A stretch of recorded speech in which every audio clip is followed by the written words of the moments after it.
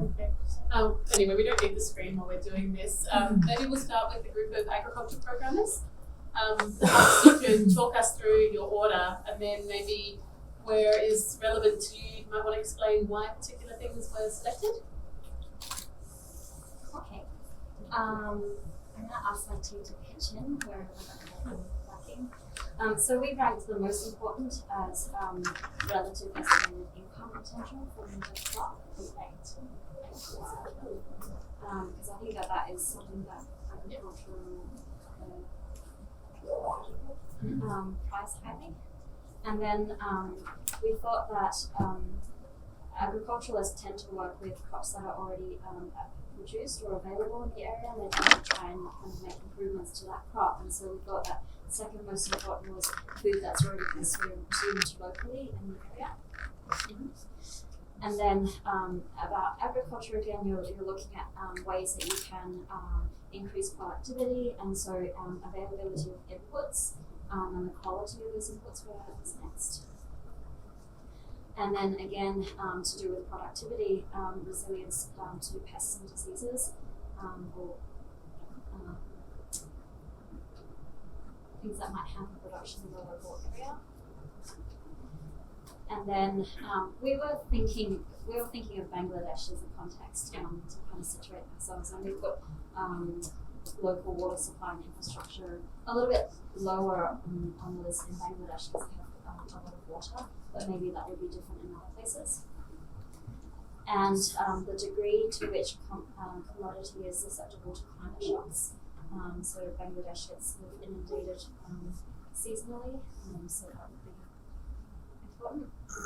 And then we thought that nutritional characteristics were not considered as much by agriculturalists, even though it might be something that they would kind of think about more than implications for workload intensity.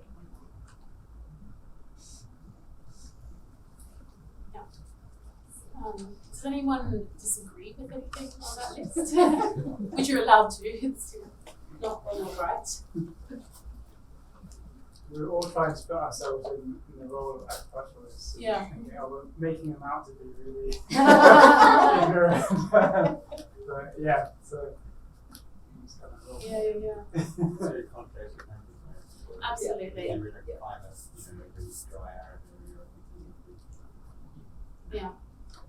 No, we found this really useful because we came through a lot of conversations in the development phase where we were trying to work out if, well, we think that some of these are really important. Should we set some minimum weightings on particular things? But it was really about understanding that just because we think something is the right thing to do, it doesn't mean that everybody has to have the same view. Really, though, the important thing there is that people don't understand that, if this came out as best as agri-food, then it must be best for nutrition-sensitive agriculture. It really depends on the inputs you have put into it. So making sure that it's very clear that it's a subjective analysis. Yeah. Okay, any other comments from that group? Yeah. Which is like, are there sort of minimum levels? So like a lot of decision making, like something is important. So it's kind of almost binary. Like, so for example, like if there's a minimum amount of income that has to be used per hectare, but above that, it's less important how important that is. Like, are there thresholds? Yeah, you could. Because you've got sort of a lot of things later.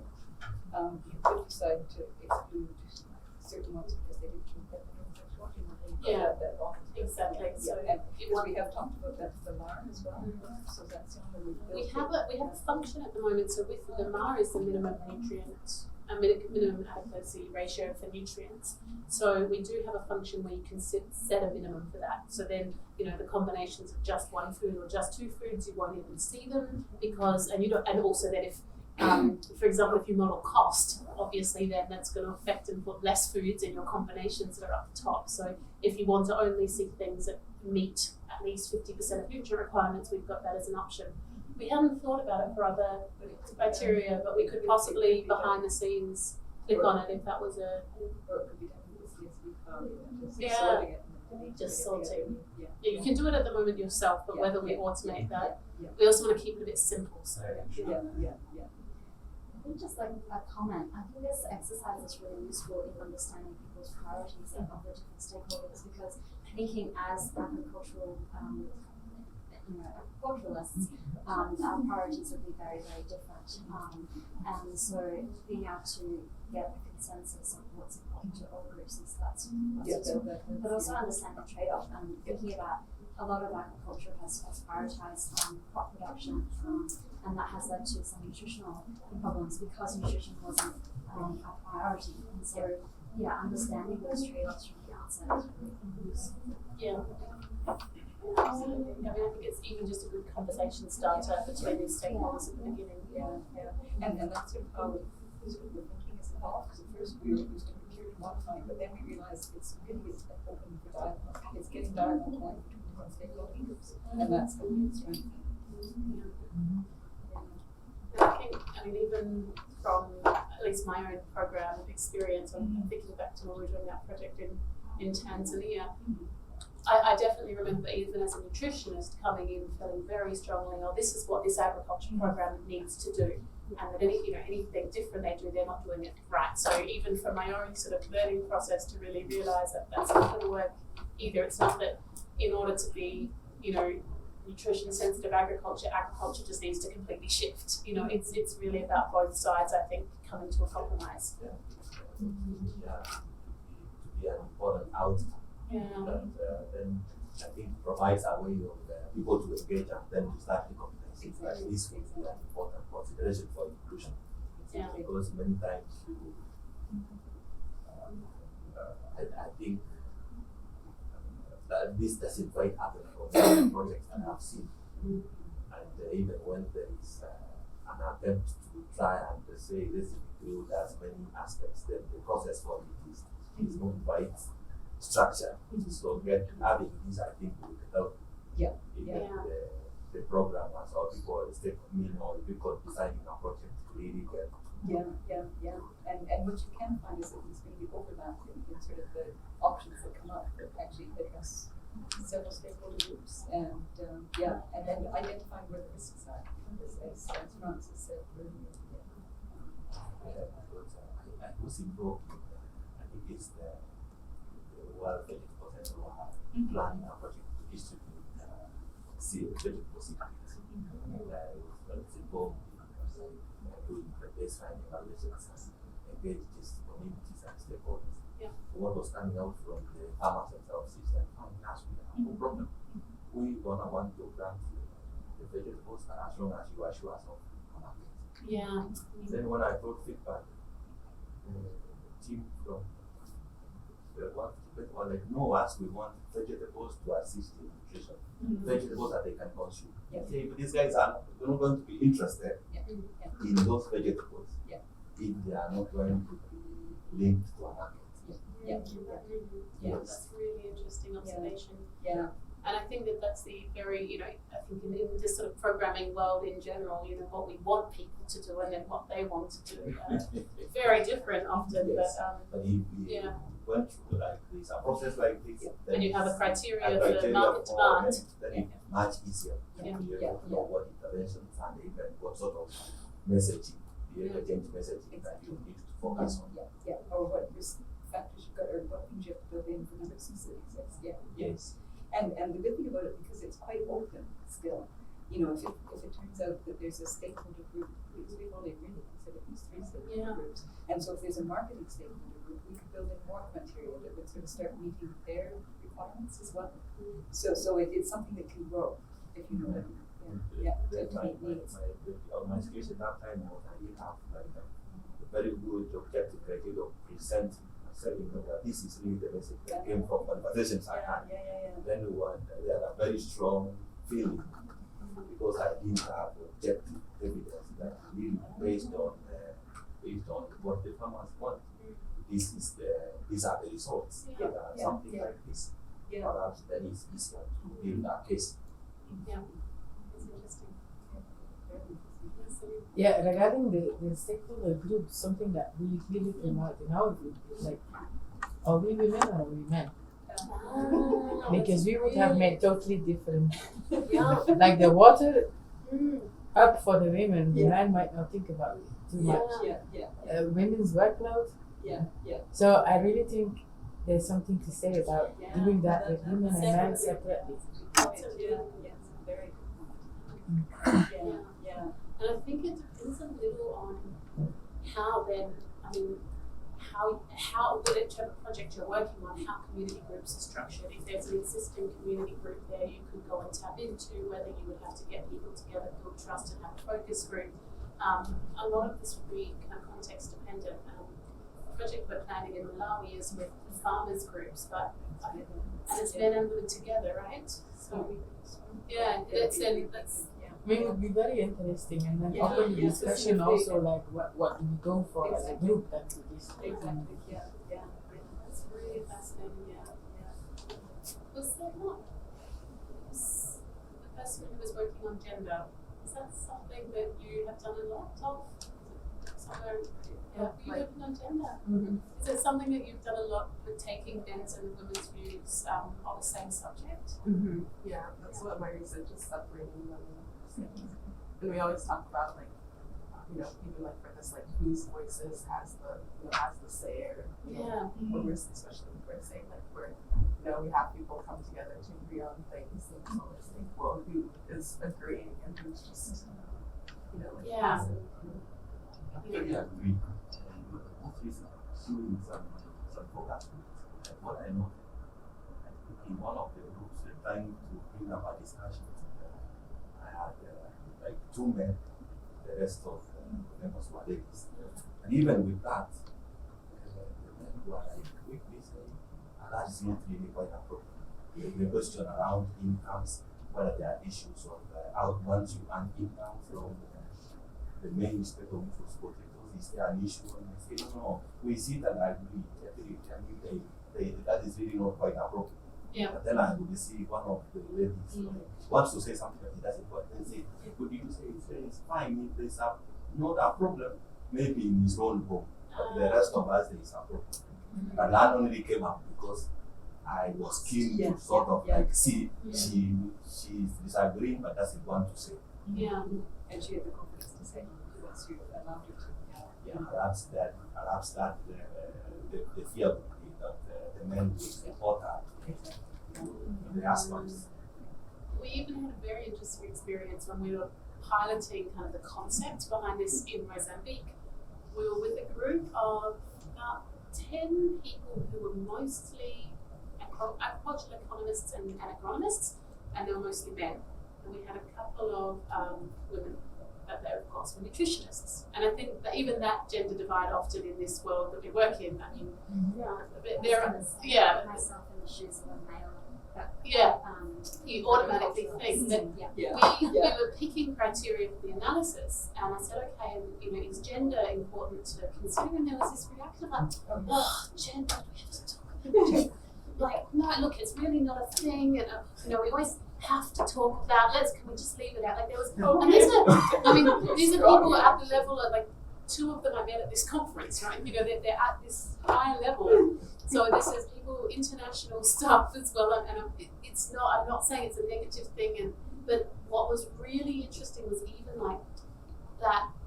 Oh, do we have to just this really different view of the criteria themselves, and that spoke, really reams of just how these different things are viewed and who thinks they're important and who thinks they might be a waste of time and why. So yeah, it gets a bit deeper than just modeling. Yes. Yeah. Just to add on that point, I think for your modeling it would be really interesting to have the 2 views, but you also need to get at a point where you confront the 2 views, because I do a lot of work with the communities on the ground, and in the end, women and men need to work together to make it work. So, and even if we work a lot on diets and cooking demonstrations and all that stuff, the men need to understand why we do that. So, because I think the idea is to sort of keep the stakeholder groups separate at the beginning to get the different views and then bring them together and try to get some reconciliation. Which is what we're going to do in a moment. We'll see how it goes. Okay, should we pass over to the nutrition group and ask about what their ranked criteria was? Sorry, this was over here, nutrition group. So, being nutrition stakeholders, nutrition comes to our, in our first priority. Yep. Yeah. And the second would be extent to which the food is already consumed, because if you are introducing something not indigenous, it may be like acceptability would not be there. Third would be implications for workload intensity of women, because I feel like women are the most vulnerable when nutrition comes into the picture. Yeah. And fourth is quality, improve inputs. Now, water comes next, and then climate resilience, susceptibility to climate shocks, and then resilience to pest and diseases. And market is means Yeah, that's really interesting. Very interesting. Thank you very much. Was there any elements of that selection that were really difficult for your group, or anything that you thought was very interesting when developing it? I think for the income, and I still kind of struggle with this, especially after hearing the agriculturalist, but it's, from a nutritionist perspective, income is certainly important, but the problem I think is that depending on the food products that are promoted, if, for example, if the market doesn't exist for perishables, there must be infrastructure reasons, and so if, certain things need to be rectified before they're, farmers are set, if you say, well, if you grow this, there could be a potential market, but if they're going to lose all of their product, or it's very difficult for that to market. Yeah. How do we? I guess I'm still a little bit unclear in the criteria how the income versus marketing is distinguished or broken down. Yeah. I think that's really interesting. And one more thing, so when means community get that if they get marketable surplus for any particular nutritionist diet, they will go and sell it out. So it is unlikely that they will consume it more. So that's why also market comes last for. Yes, because you don't want them to think about selling it as nutritionists. You want them to produce it and consume. So for market, they must be growing some other cash crops like this. So for nutrition, they need to grow what they is actually needed for them. Yeah. And that's interesting. I think once again that will really depend on the objectives of a particular decision and the project, and then whether if they were doing a lot of behaviour change around it, here's also some how to grow it and how to pick it every day and cook it and some recipes. Maybe they really would say we don't want people to think about selling it, but if they know that it's hard to convince people to even grow it, if there's not some opportunity to sell half of it, then it might be a consideration. So it really depends on the decision. Yes. Yeah. Okay, so for us, of course, the cost aspect related estimated income was first.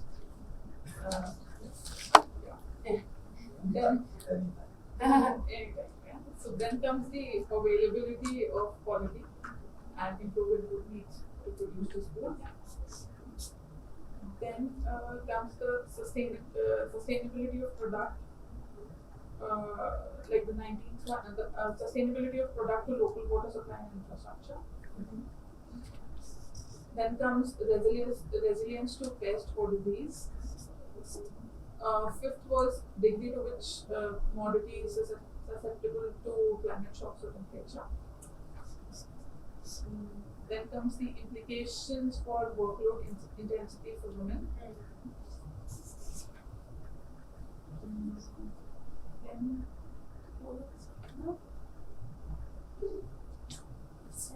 Then extent to which food is already being consumed locally.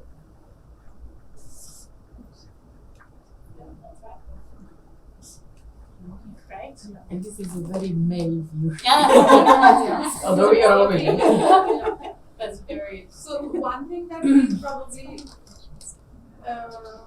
probably one thing that we were, had a bit of a thing was about, of course, the women's workload, because it depends from, culture to culture, and there are culture where, women really are there, in a way they can take decisions. So, if you might work in that group, probably that might just go up somewhere in the ladder. But then, probably here, 3 of us felt that no, generally it's the other way, but one felt. So that is something that will vary based on, where you're working. So even nutrition, if you talk with women, I think it for them it's there. Feeding their children. Yeah, because they are the ones doing that. So But I would like to just say, what I felt in the whole thing is that, I mean, right now, if like from my experience, whatever I've been talking in terms of agriculture and nutrition, there are two. They though it's all related to food, but they work in silos. They're like in absolute silos, and they don't talk to each other. So like for example, there are empty, there are so many examples where nutritious food is being grown, or for example, there's a state in India who's very good with dairy, but the milk consumption there is like minimum because they're just making more money out of it. So those issues are there. So of course the component of BCI and all that comes into the later picture, the importance of behavior change communication. But what happens when such a tool comes in for any of the nutrition, health, or any social sector reform? So it seems like there's this magic silver bullet has come. You put in data and you're going to get the world's best solution. Which is in a way, this is how the governments or the stakeholders look to it. But what happens is that in the excitement aspect of it, you end up, kind of negating a lot many things, right? You will probably, there's a lot more that has to go. For example, like, in the group that we were working in, like, let's say if I'm working in a place where, there's rice cultivation. And now, they say that, okay, we will not switch over to any other thing, because probably the government says, we will buy this rice at a particular cost. So now, somebody has to start that dialogue saying that, okay, if the government says what support can, we provide, so will you change your priority? That is going to change now. So somewhere we need to track that, what are the, minimum requirements if this decision is taken. Yeah. Like, if let's say XYZ crops are finalized at the end of the day, like, but this has to be done before you really implement it. Yeah. Otherwise, if you don't identify that, and so ultimately, honestly speaking, it's not the program which will fail. They'll say, oh, the tool was not good. Like, it's because, we keep on doing many tools and modelings in our own ways. So because nobody wants to take the blame on themselves, and this is the easiest way to put it across. That's a really interesting point. Yeah. So I mean, that is something where you're doing so much. If you might consider doing it, and also identify the risks or the minimum conditions that should be there to implement this decision. Yeah. If they can identify that, that will really make a lot of difference to the situation. Yeah. And I think that comes a little bit into the fact that this would be part of a program planning. Exactly. Site, the whole process. It wouldn't just be this and all right, go out and implement tomorrow. Yes. There would probably be formative research and other elements. But this would be one of the things that helps at least that decision to be made in a more participatory, evidence-based way. So yeah, that's a really interesting point. All right. So any other comments before we go into a discussion of how we come up with our own group ranks, weights? Yeah. Which ones are? Capital inputs. Yeah, as in the startup cost. Right? Yes. So there's actually 3 different criteria that we have for inputs, depending on, I think, both what's most relevant to the decision and also what there might be data inputs for. So one would be whether local, good quality inputs are available locally. The example I always use for this is wild fish in Bangladesh. If they wanted to do a fish project, the first thing they would look at is, can you actually get the fingerlings, the baby fish for that species in the local area? If no one's breeding, if nobody has good quality ones, you can't even consider it because you can't access it locally. The second one would be relative costs of the inputs, whether some are much more expensive and less. I mean, it costs a lot less to set up some spinach to grow than it does to set up some chickens.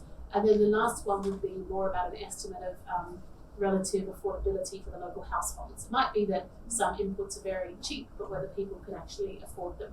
So once again, the options are there, and we've kind of developed the algorithms that go with each of those to calculate it, but it would depend on A, whether that's even relevant to the decision, and then B, which one is most relevant and which one is their data for. Yeah. I have just a quick clarification on how you calculate the nutritional one. So you just take the staple food and then add the foods that you want to. You're not starting like from current dietary patterns or something. Yeah, so it's something we considered initially, but instead it's basically you're putting in the number of portions of each of the food that you're sort of testing. So let's say one of the things you would like to recommend is that children have 1 egg a week. You could also do 1 egg a day. You put in that sort of the portion size and the number of servings.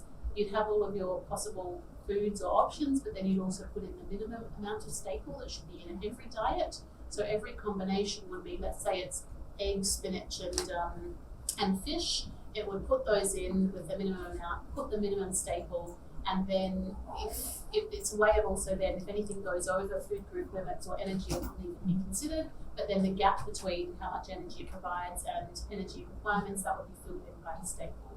So it's not it's not a diet that says, oh, it's this like these 7 things on this day and these 7 things on the next day. It's quite crude, a bit more like cost of diet, but at least it's there every one we're comparing diets and energy requirement. Yeah. No, I'm just thinking like in Kenya, besides the staple, we have the kales. Yeah. So, and then you would want to see like on top of these 2 maybe. Yeah, we can put in up to 3 staples, and then with the list of foods. So in this, when you see the results, because every Mox food we were testing was to go with the sweet potato program, we put sweet potato as something that had to be in every combination as well. So there are particular foods that are not necessarily a staple food, but you could then select this has to be in every combination as well. But you wouldn't want to use them to judge the nutrient adequacy of the diet. It's just to get a relative measure of cost, which you're looking at. Yeah. So even with that, so everybody would be constant for the staple and the scale, or the kale and the Because the other one I was thinking about, but that's more me with my research topics and things. Of course, I need to see these from program implementers probably. Like, of course, we are very interested in like local species and local varieties, etc. And you will see that mostly we have very few consumers of that. So I would have a problem with the criterion consumption there. Yeah. But whether then you even choose because I still go for the local things, for the local varieties and the local things, but even those you see. But I have to see this from implementers. You are not from research. So possibly what you could do then is like maybe if you knew that you were introducing new foods, then that criteria might be a little bit irrelevant, so you wouldn't include it in your analysis. Great. Okay, so what we need to do now is have a bit of a discussion together about how we would rank these 8 if we were trying to represent everybody's views. We know that there could probably be a mathematical way to do this, but we think that part of the whole process of getting here and having the stakeholder group is to actually get them to discuss it. So we know it's a little bit hard. You're trying to represent the agricultural programmers and nutrition programmers and the smallholders, but we thought it would be interesting to see if we think we can come up with something that people agree upon.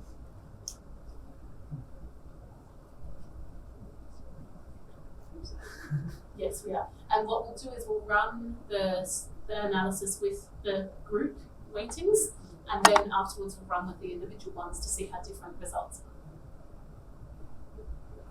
are. Okay. So if you were representing the views of all of these stakeholders, what do you think is the most important criteria? So before we start the discussion, I just wanted to understand that this would be the main agriculture mainstream, or agri-nutrition is something different from mainstream agriculture? That's a good question. I think it would depend on the project. I mean, if this is, like I'm thinking that the scenario that I'm giving you, it's International Potato Centre, their orange flesh sweet potato program is about nutrition. So, you know, they are more sort of nutrition sensitive agriculture. So I think, but they're also agriculture experts. So they also really care about things like water and pests and income and local viability. Nutritionists might not be as used to working with those sort of things or might not value them as much.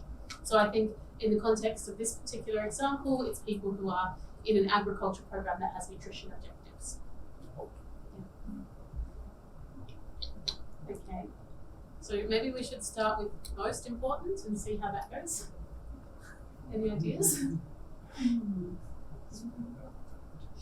problem is that agriculturalists and nutritionists That's Yeah. why I'm sort of seeing Yeah. where the recommendations are created just I think some of the middle ones are easier. So Yeah. you know, inputs everyone kind of put above, you know, Yeah. higher than 50%. Yeah.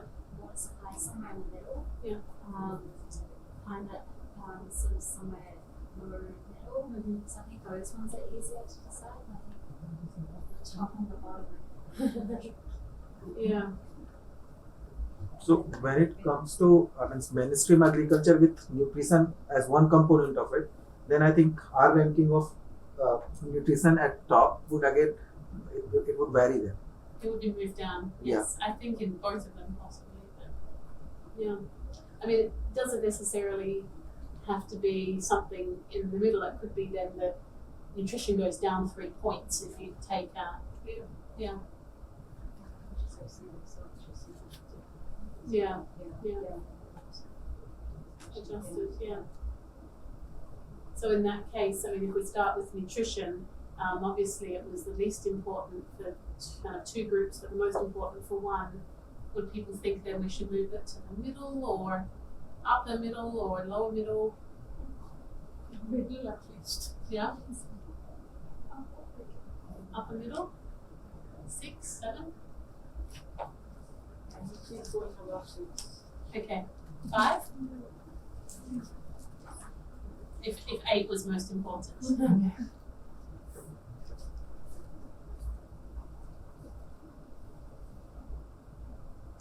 I think if you're doing an agriculture program with a strong nutrition focus, then nutrition would be higher up on the Yeah. list. If you're doing a purely agricultural program, then nutrition might be quite low. So I think if we're in the context of what we're discussing, probably nutrition would be around middle. Okay.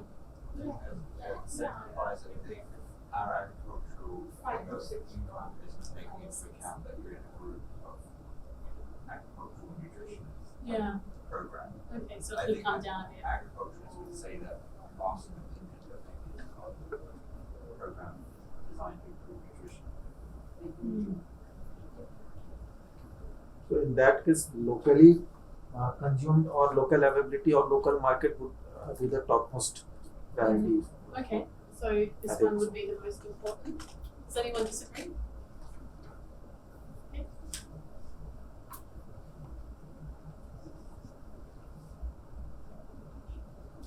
And then income, you were saying it's not the most important, but still pretty important. I think the community would be split on that. Yeah. But I think people who like to work with the Yeah, yeah. I think they still be strong correlation between work. I think income, Income. then nutrition. Okay.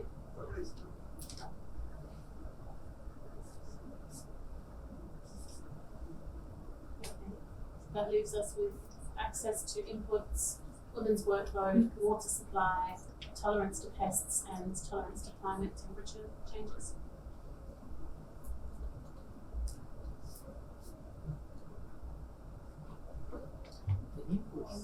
Inputs was high across all of them.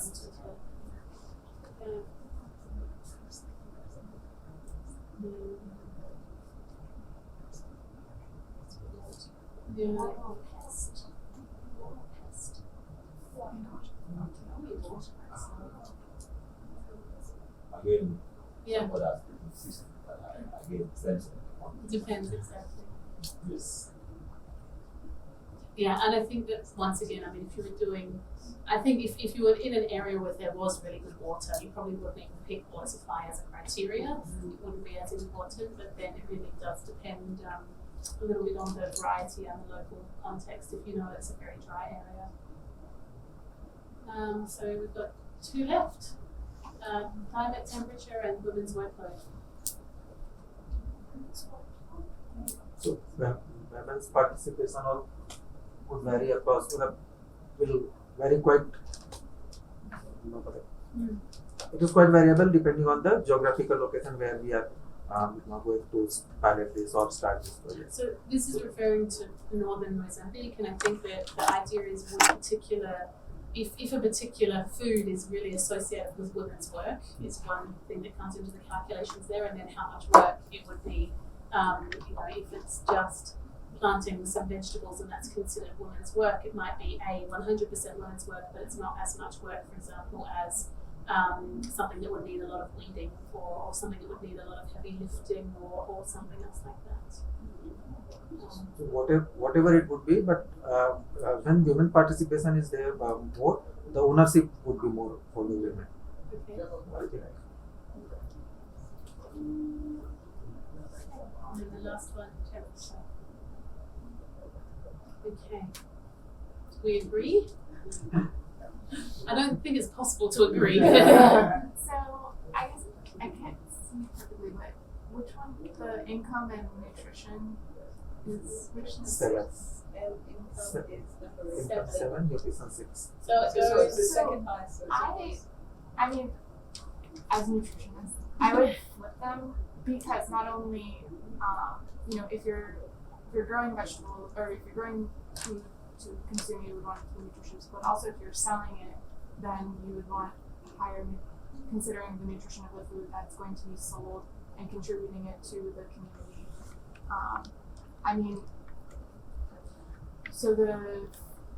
Because is it 11 micronutrients and protein? Yeah. The more nutrient-rich food products tend to be, like the animal source foods and fruits and vegetables, they can be more perishable, it's higher risk, but it also can be higher value. But if somebody is going to go and sell them, then it benefits not only the farmer, their income, their home consumption, but other people's consumption too. I agree with that, and I think that foods should be valued on their nutritional content. But the way that markets work is that foods are not valued on they're valued on productivity, the amount that you can produce or the number of animals that you can sell, and so it depends on who's valuing it and how, in terms of how much income you can produce. So I think animal source food products are more expensive, but they're sold less frequently, and so potentially a farmer could earn a lot more money if they could sell green leafy vegetables regularly.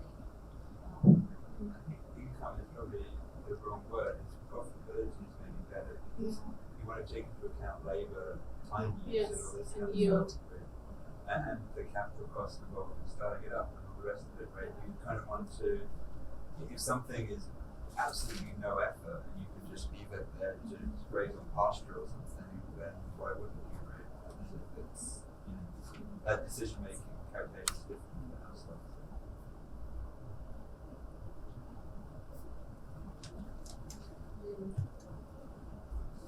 I have another question. Sorry to be a bit. No, we Let's just openly discuss. Yeah. My question would be, again, on the consumption. If the product is already consumed by many people, so what is the point of promoting it? Yeah, that's a really good point, and I think, would be consumed or locally produced. we have 2 different criteria for that. So it depends a little bit. Mainly the data input for this would come from household consumption and expenditure surveys, where you do have quantitative data about percentage of households producing a food and percentage of households are reporting that they're consuming a food. So in a way, with the criteria, first there are many things we'd love to include, but you just don't have the measurements. So first we looked at potential criteria and how you could possibly measure it. when consumed, we thought that it was, it would depend on whether it was relevant to your project, first of all. If you wanted to promote things that people will, like and purchase, then this is one proxy for whether it's something they're already used to. Another input you could have would be maybe from focus groups about sort of desirability or acceptability. If you had the, possibility of either having secondary data or collecting some new data for that. One issue we have come across with this modelling is you might have really good secondary data on the desirability of 5 vegetables, but not the other foods that you're thinking of considering. So you kind of come into that block a little bit as to what happens if you only have data for some foods and not all of them. So with this this kind of acceptability banner, the different options we had were, whether people are already, percentage of people consuming, percentage of people growing, or whether people kind of like it, whether they consider it desirable. But it would depend how, once again, if you were trying new vegetables or things like that, then probably possibility of whether people already consume it or already grow it, that's not relevant, but whether they like it is more relevant. This was really interesting when they were looking at selecting different varieties of sweet potato. One thing that's really important, I've never thought of this in my life, but the skin colour of the potato, how long it is, like all of these different things make a sweet potato more desirable to a population. People like, in some areas, short sweet potatoes, large sweet potatoes, ones with wrinkly skin, one without. These are really important components as well that suddenly would come into a model like that, but depending if that was relevant to your decision. If you're trying to increase production, if there's quite a bit of production already happening, it would be easier and it's less risk. Less, sort of external costs there. Yeah. At the moment, I think that percentage of people consuming or growing is kind of a proxy, if that's the best data you have. Yes. And it would depend if that's relevant to your decision. Yeah, in this case, they did want to pick sort of vegetables that people already know. They're already introducing a new thing, which is the orange sweet potato, but they wanted to choose some sort of locally acceptable vegetables that would also be easy to grow and nutritious, that they could also promote with these. Can I ask a question? Describe methodology. So you've got 8 criteria for scoring. So then each food item would have been pre-scored for each of these criteria. So when you're implementing this, do you have to have big discussions on how you score individual food items? Like if we say, for example, women's workload, how do you score a tomato versus poultry? Yeah. What was your experience in doing that? Some of them were much easier than others. If there was existing data, I'm going to show you now. I guess one thing to be clear is that we haven't done this with real stakeholders yet. So this is just sort of us trying to so just make that clear too.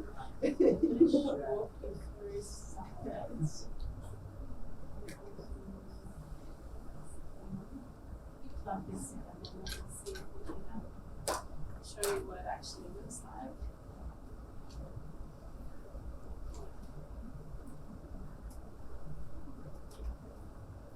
Oh, my email's popping up.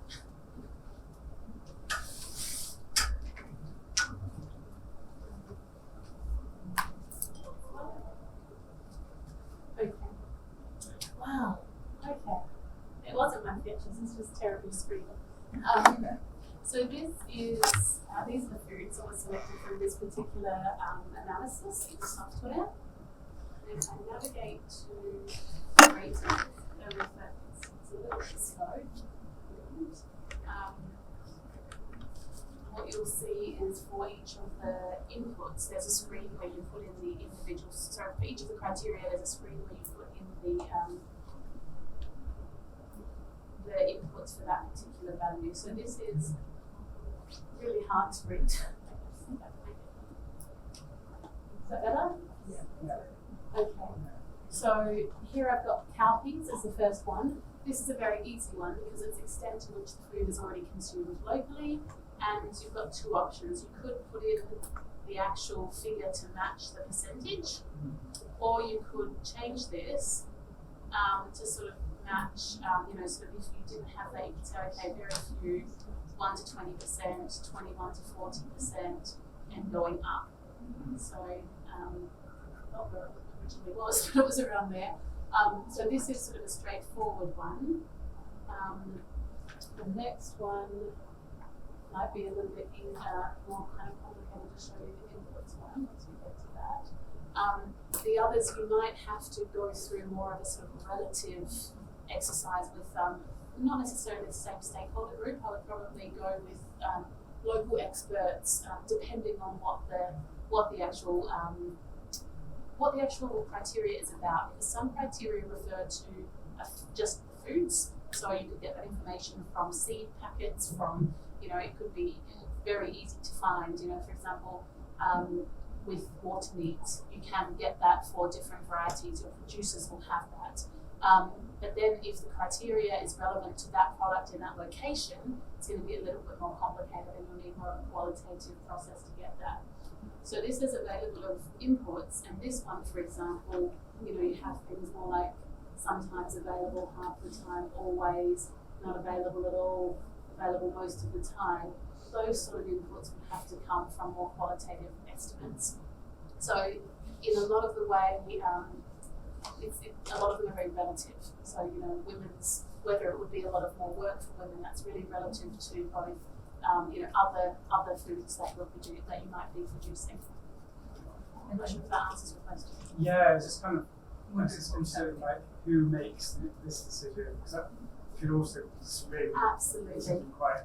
Yeah, and that's one of the reasons with the final software. What we're going to have is this option to have the ability to, once you've done your analysis, you lock that, and then that one's saved, but then you can make changes and lock another one. So for example, you could have your original analysis and then say, well, we couldn't agree between whether cowpeas are always available or sometimes available.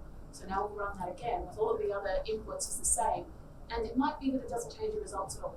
And then you're like, okay, well that's fine. But if it does change the results, then I'll go back and make sure you agree on these inputs.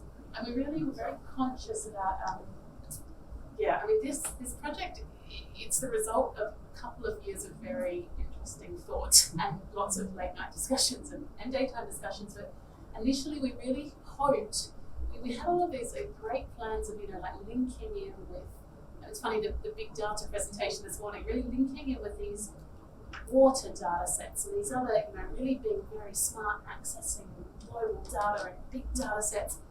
And then we realised, for example, I looked into water modelling. There are whole university departments that deal with water modelling.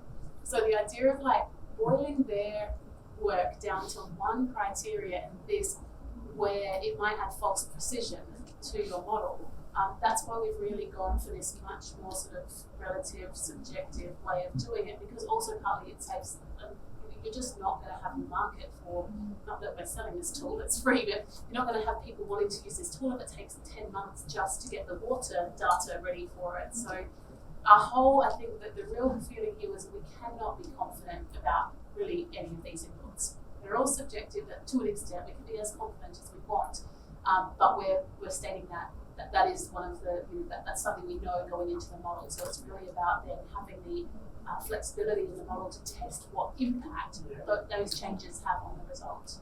I think that's the crucial thing, is Yeah. see what makes a difference. Yeah.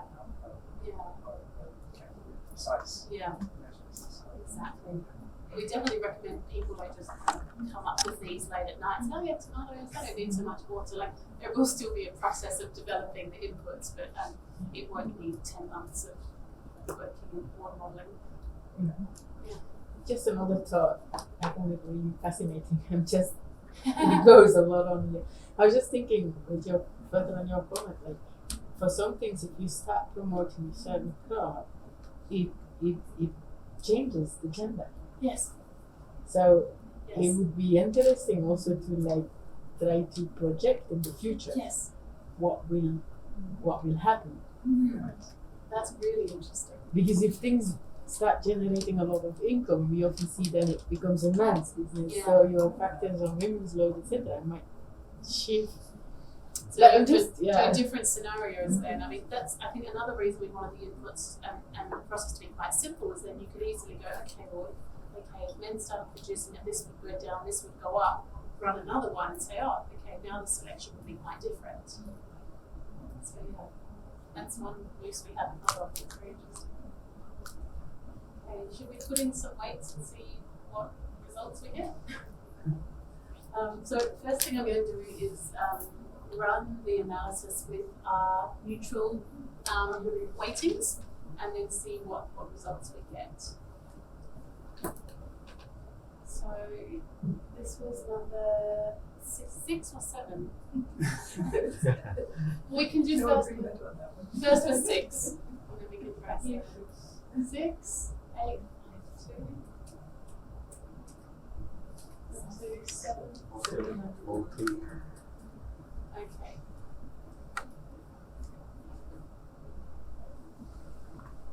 Okay. So our most optimal combination in the first case here is tomato, tomato, fresh pumpkin, okra, cassava leaf, and pumpkin leaf. So you've got green leafy vegetables and other vegetables there. The interesting thing here is that it's not bringing an animal source food in until the third one. So it's not kind of considering that as important. What's really interesting, I'm just hovering my mouse here to see these little numbers. In the final version, there will be a more sophisticated way of doing this, but what's happening there is it's comparing this ranking to if I had no weightings in it. And actually the first few, up until here, there is some difference there, but the first 3 would be no different to if we had sort of the equal weightings. So that's quite interesting. I can export the results and have a look now at sort of what some of the I guess trade-offs might be in those different combinations. Just give me a second.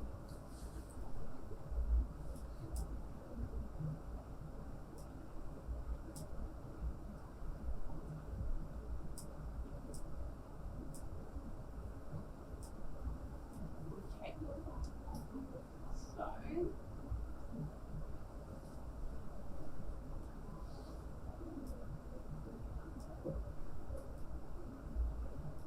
as I said, this will be more beautiful when we finished. So bear with us now to see the sort of the working version.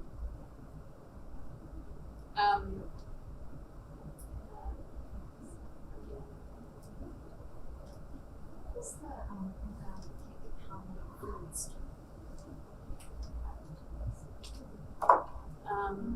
In terms of how many, it will model every sort of combination usually unless we put some sort of minimums in there. So you should be able to eventually see the results for lots of different combinations.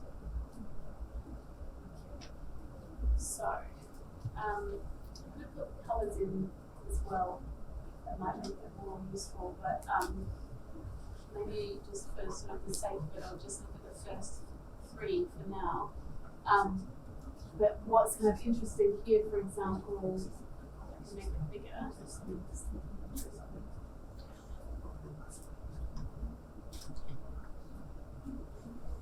so this is a nice example. This is suitability for water supply, and you've got a very kind of a different result for the first 2 compared to the ones that come after. So that would be a little bit of a trade-off with the first combination. Even though it has the highest score, it scored lower than the second and third combination on suitability for the local water supply. Mm-hmm. So this would be sort of something where you would discuss with your decision makers as to whether that is something that is you would be happy with a trade-off, or you would like to then pick the next thing or pick something else. And I think a really important thing to consider as well is that there might be a difference between your stakeholders and who actually makes the decision. So it might be that your stakeholders all are then responsible for making a decision together, or you say, okay, thank you very much, stakeholders, for your inputs. Now, at the end of the day, we're funding the program, so we're going to make the decision. So that we can't control how that will be done as well. So maybe the other thing I'll do is quickly run through and we can see how the results are different if different weightings are put in. So the next option is to compare this. I might screenshot that. It's probably the easiest for now. And we can do the ratings just of the agriculture group. Read them out to me. 7, 6, 1, 8, 4, 5.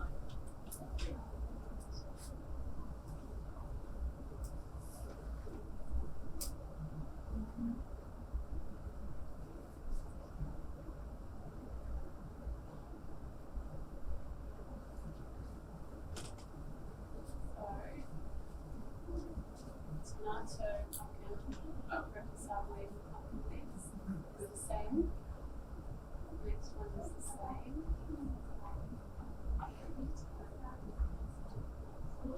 Yeah, very similar.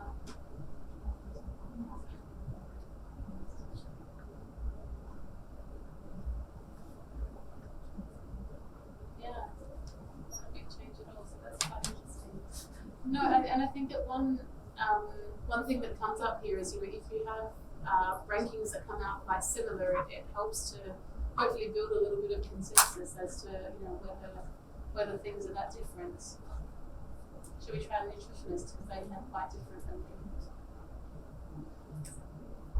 8? 8, 7, 5, 6, 1, 4, 2, 3. Yeah.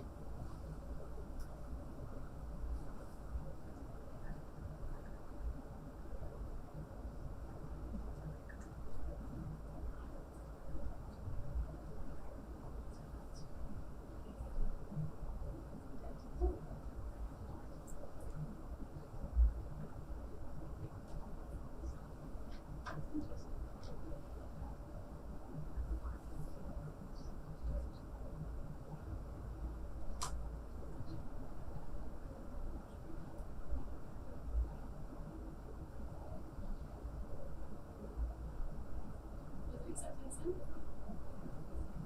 Fourth one's different.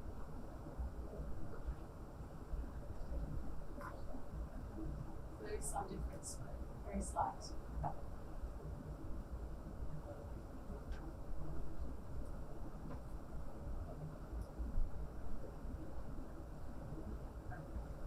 And the last thing was the smallholders, which we probably expect to be very similar to the agriculture. Wrong window, sorry.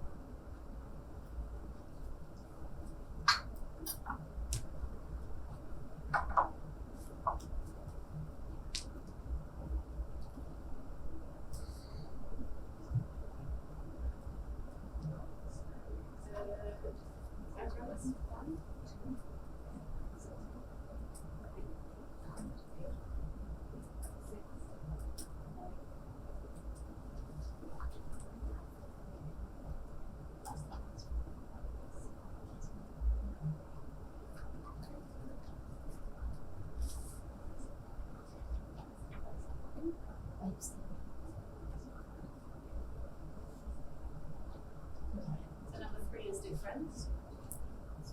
Number 4, they all look so similar, so it's hard. And yeah, there's a bit of difference just in the order. But they're all sort of similar-ish combinations. I mean, as I said as well, usually we put more foods in so you get a bit more variety there. a bit less spread out in the actual school. Yeah, they're a bit closer together. That's interesting. So this was just to sort of give a bit of a clearer idea of being able to see some of those trade-offs there. Obviously, the local water was a bit lower, but it could get lower still. The income was a little bit lower for that particular group, and the workload intensity, I mean, I don't think there's a big difference between these numbers. It's weakness of doing it in this way and not with the final version. But you can see that, you know, there's no one possible combination where it's green across everything. That just doesn't exist in the world, but it does help you see sort of some of the pros and cons of different combinations.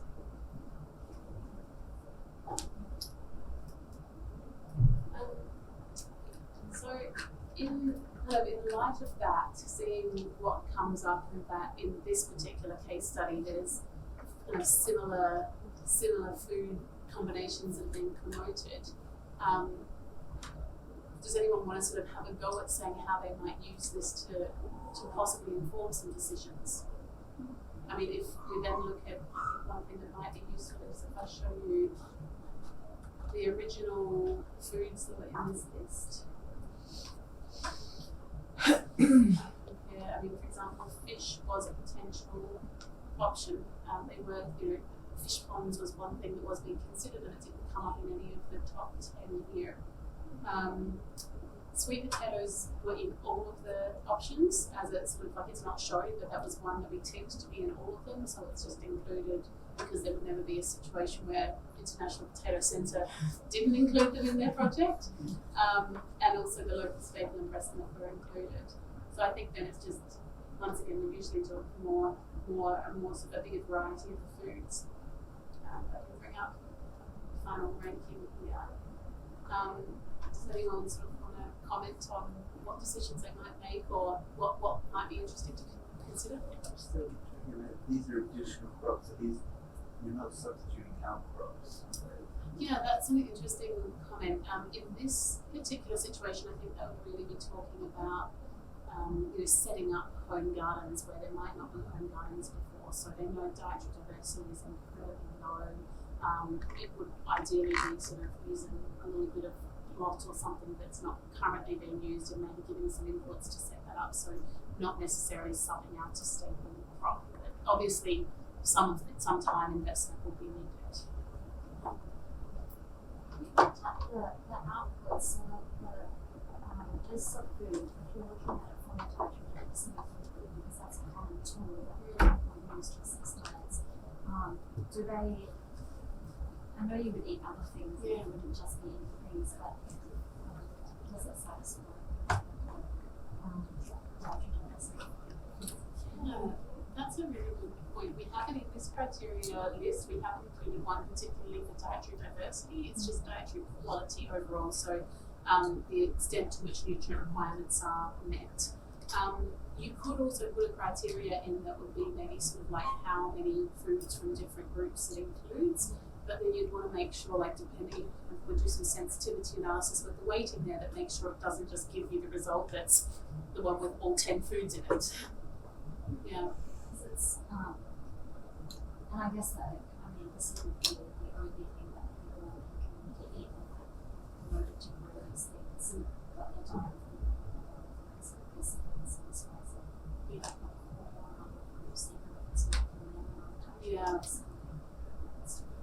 yeah, I mean, there probably like the meat and dairy groups would not be satisfied from home production.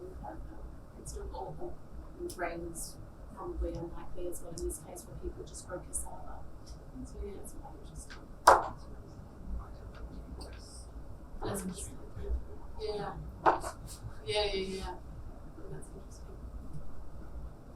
It was quite useful to see before you look at the results, how are we going to come to agreement between these really different weightings between groups, but actually then it's helpful to send that back to everyone and say, yeah, it doesn't matter. That in this case. In this case, and I think that's a really important thing that I would go through with people before. I mean, the nice thing about if what we're thinking is that probably this wouldn't be a case where everyone would have their own computer in a workshop and be doing it.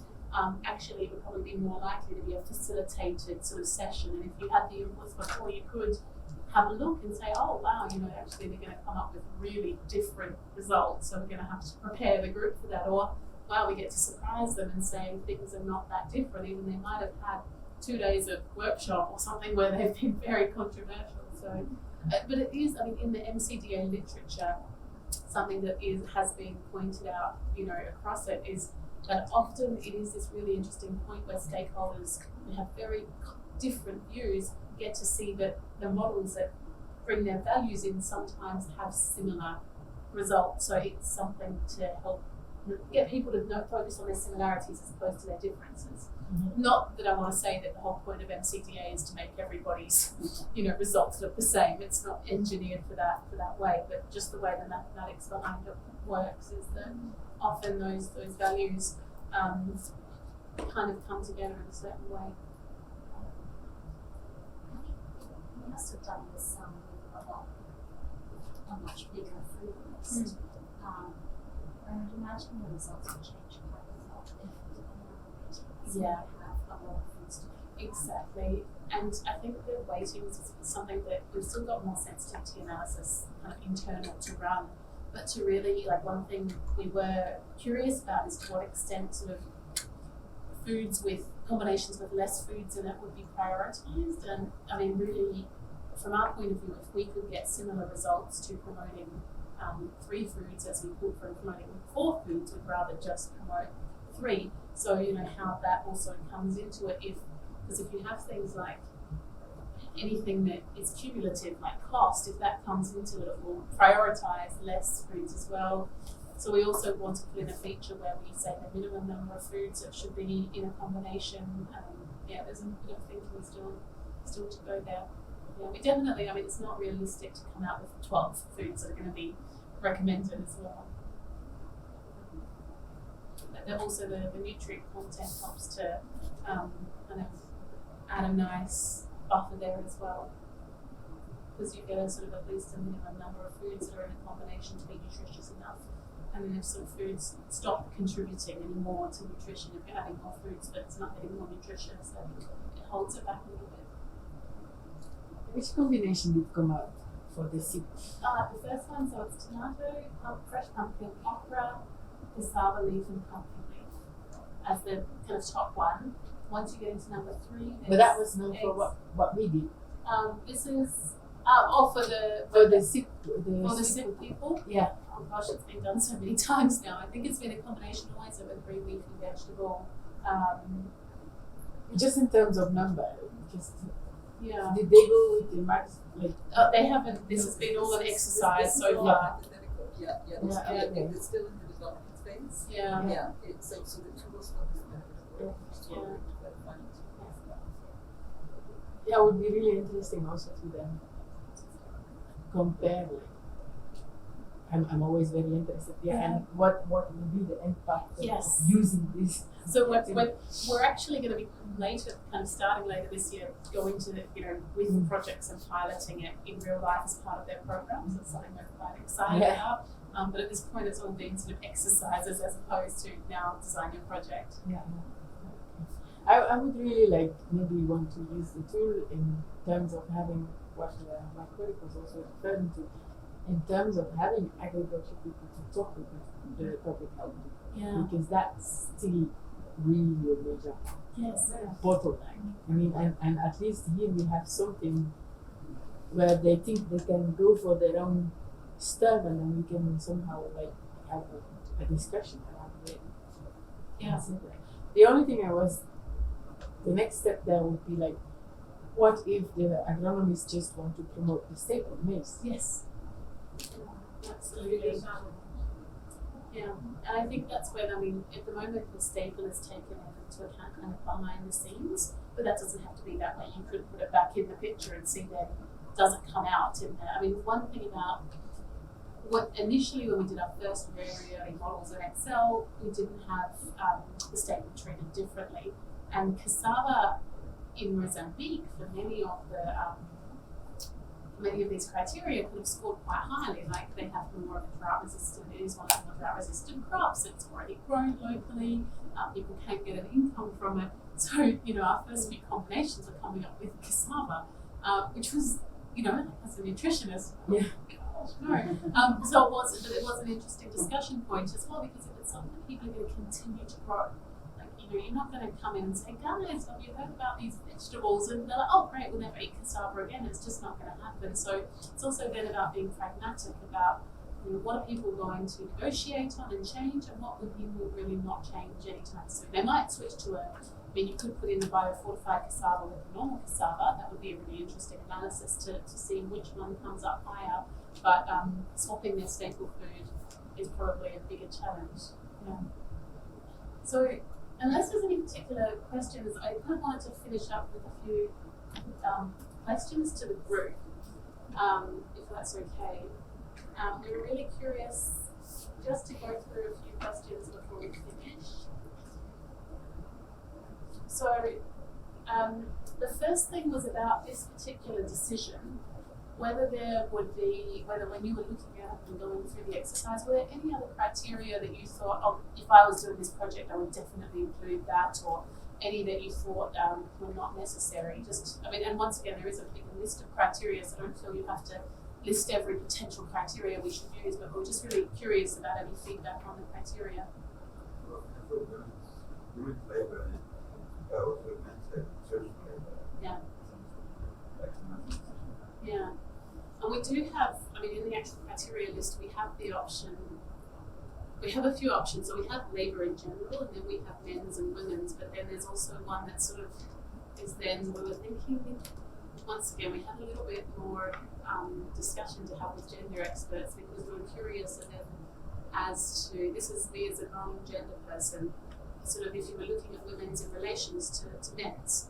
So my question was always for something to be better for women's labour, is it if we get equality to men? Like if it's hard labour for women and hard labour for men, but it's equal, is that good? Or is it better if men are working more than women? It's also an opportunity. Yeah. Exactly. Yeah. So it was a tricky one to model, and I think we still want to have a bit more sort of consultation about whether if we're comparing something to men's. But I do agree that labour for anyone is still an issue.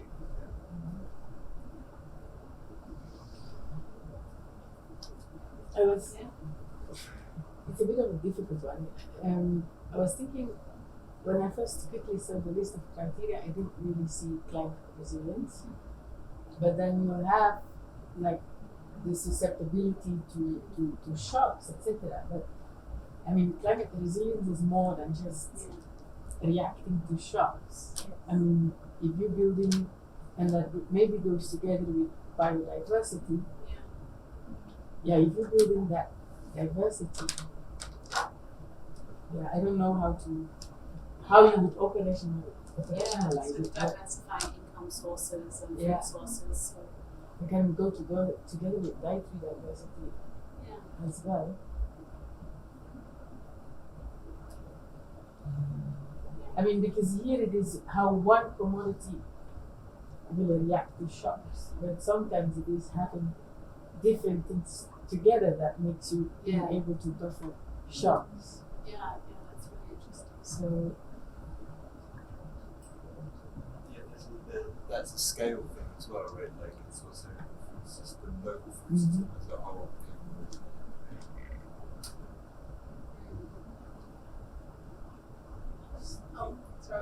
Yeah.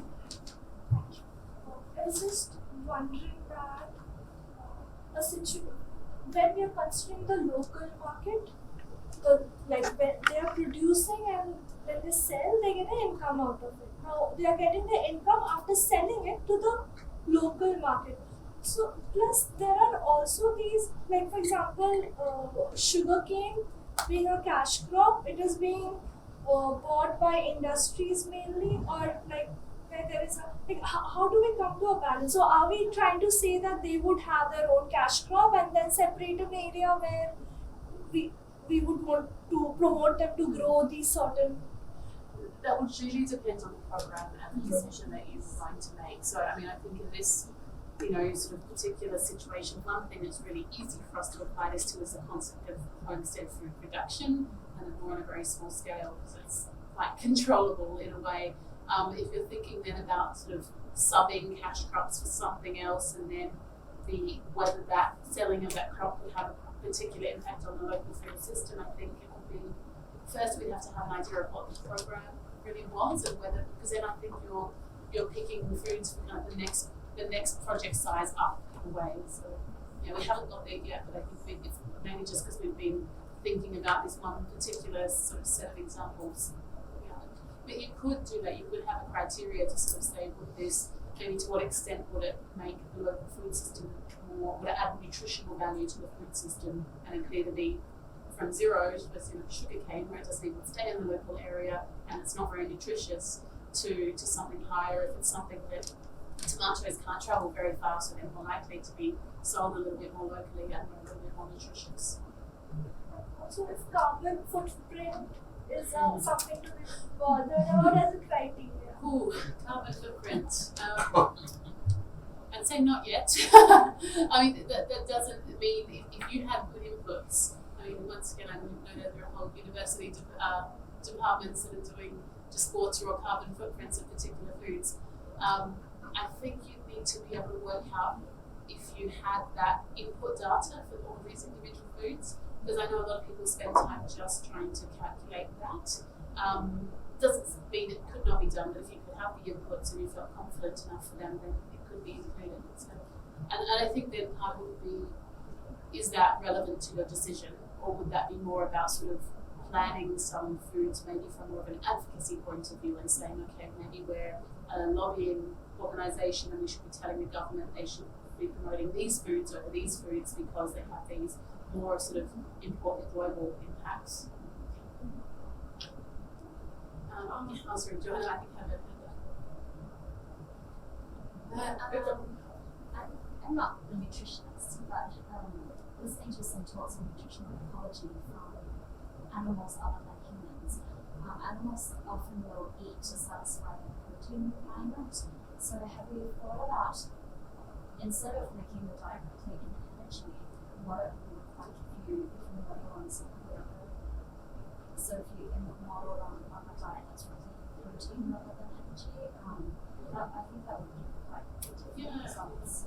It would. I think often when we do dietary modelling, because we're with a lot of the food composition data that you have, there's not a lot of the differentiation of protein quality available for sort of standard food lists that often with the staple and a few other foods like protein's not that hard to meet on a sort of absolute level. If you changed it, I mean, it could then it could pick other foods that it could get the protein with quicker. But I think we need to have to double check as to whether all of our diets are already meeting protein requirements or whether there is a bit of a deficit. I'm sorry, I have to just say another comments. Then we'll go here. Yeah. So one thing, like when we're getting agricultural nutrition together, as nutrition, I'm a nutrition person, and whenever I would go to, initially when I would go with a very strong belief about nutrition, and would say that you should grow this and you should grow that. Then they will give back saying that there is an agriculture point of view to it, and you cannot just push your nutrition agenda, right?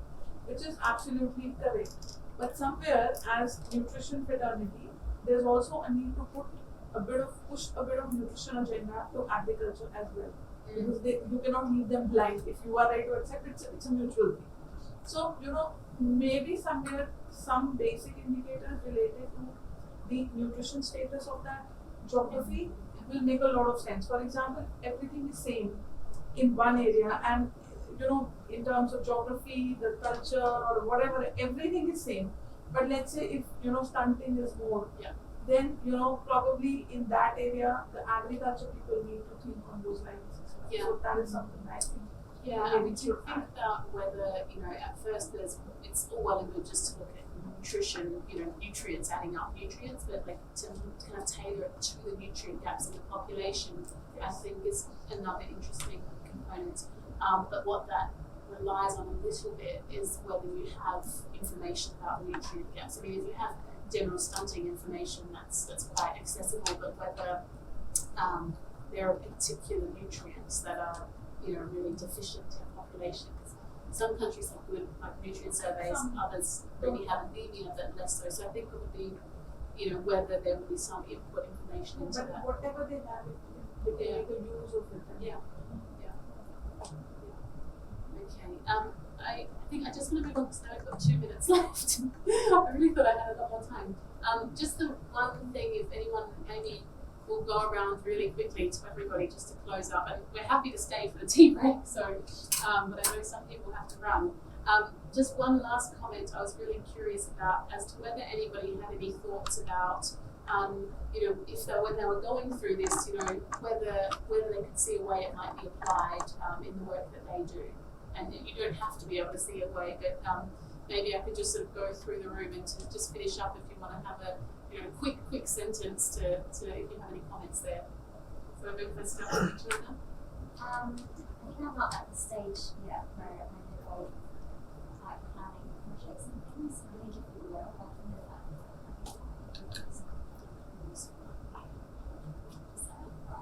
Okay, for me, that's the reason what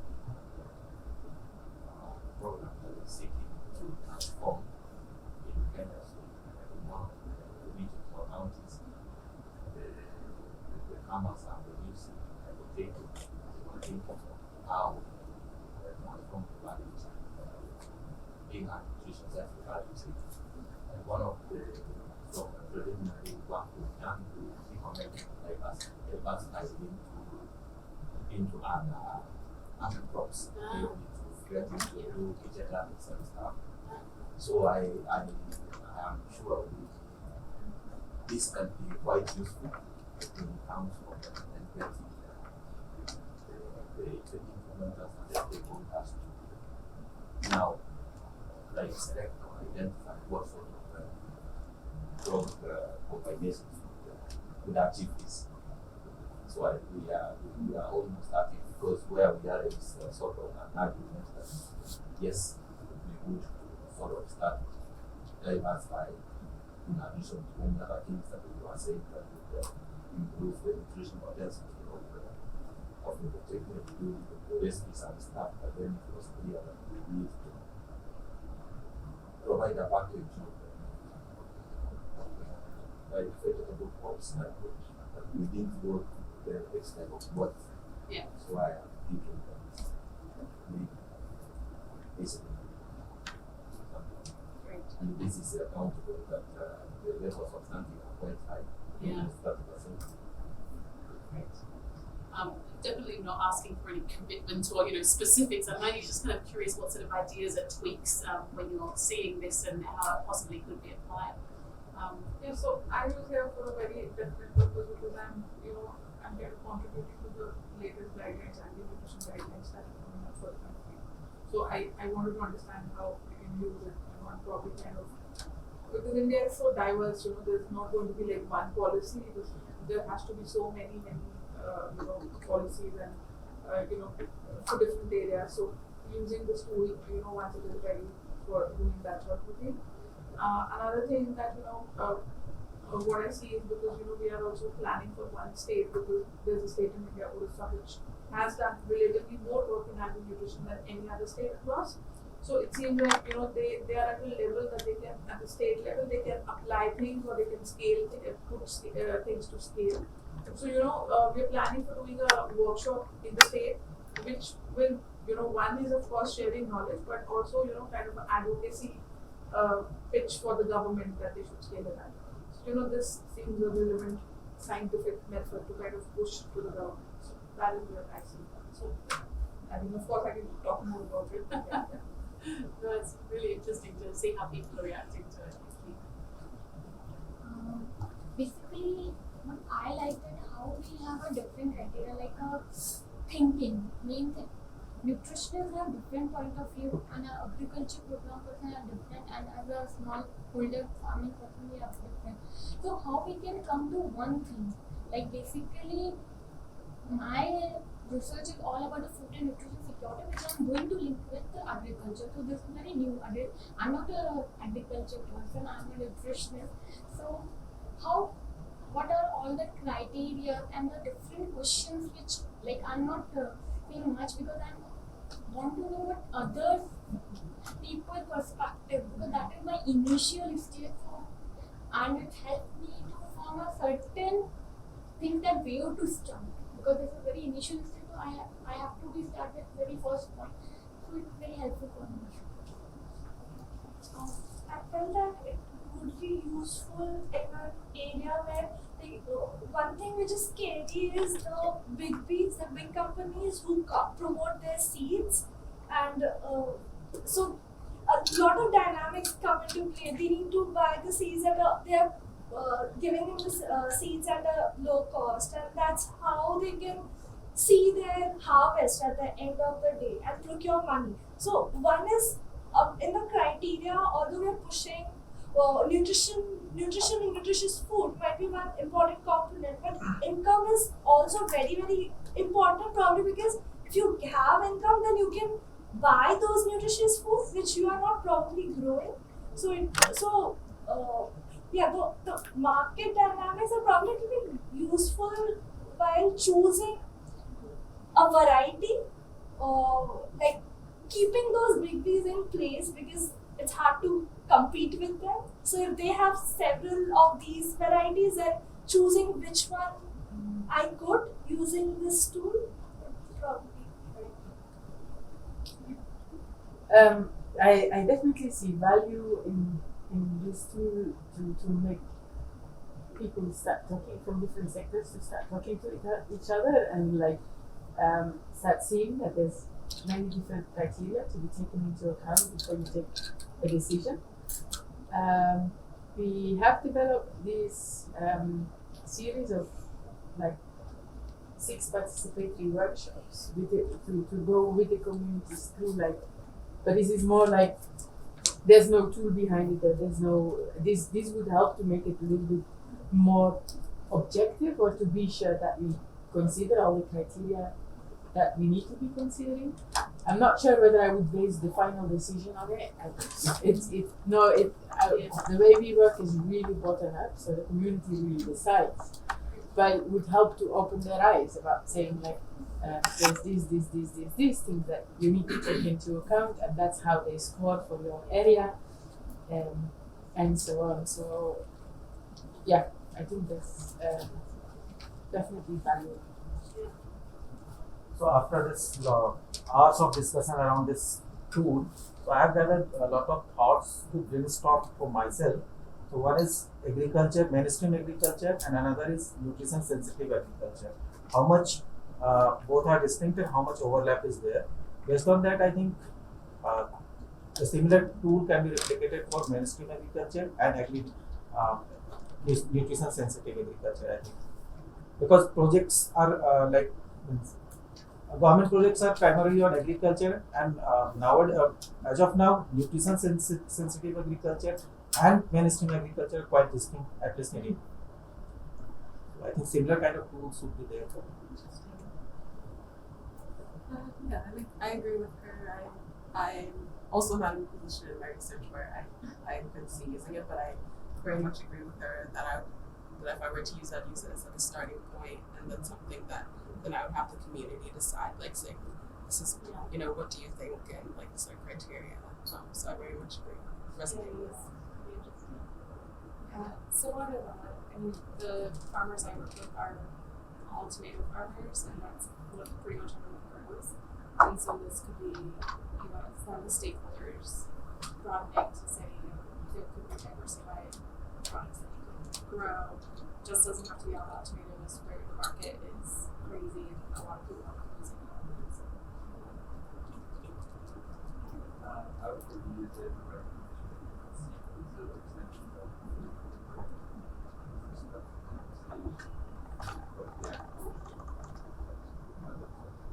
also, I think, personally, I sort of, in my work, I'm quite interested in agriforestry technologies. So that sort of adds a different dynamic to different time spectrum before you get that. But I think it would be really interesting to look at what things could happen in agriculture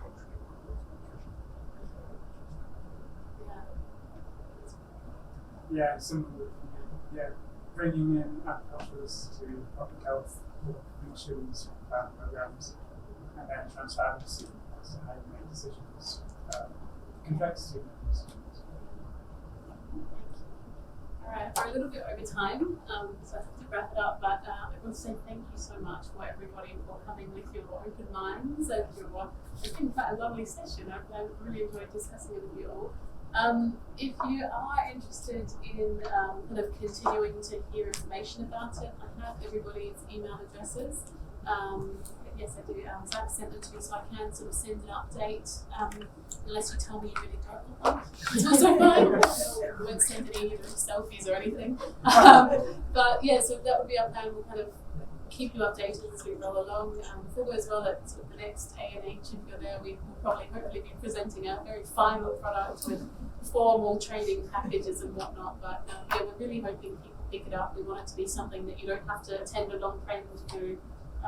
Yeah, we really appreciate your feedback because that's so useful at this point in time. So thank you very much.